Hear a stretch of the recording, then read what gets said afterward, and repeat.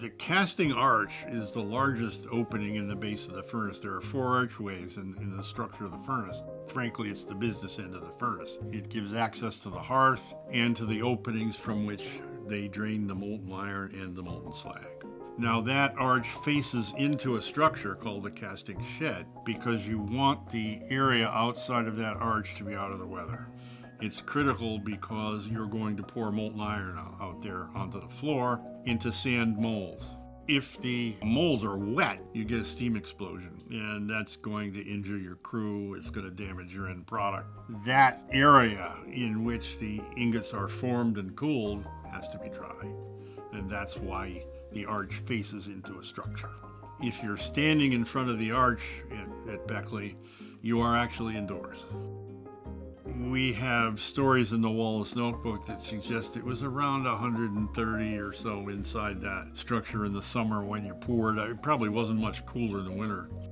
The crew would throw water on themselves. They'd wet themselves down before the pour to avoid burning their clothes up. And I'm sure everybody had clothes full of holes anyway. So you didn't wear your good clothes if you were pouring.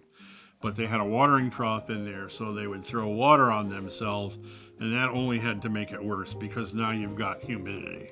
Something we don't know, that's an interesting question, is you pour these ingots out at 2800 degrees, how long does it take till they cool down and to the point where you can yank them out of the mold and carry them out? It looks like they used a horse. I would have thought mules, but the photograph that we have, if you stare at it, shows you a horse standing in the doorway. So that suggests they used animal power to drag the pigs out. But you still got to lift them out of the mold. There's no machine going to do that in 1847. How long does it take till they're cool enough you can pull them out? Or did they have some kind of a tool to pull them out? We don't know. We found no tools, and we have no anecdotes to say anything about how long that cooling period was.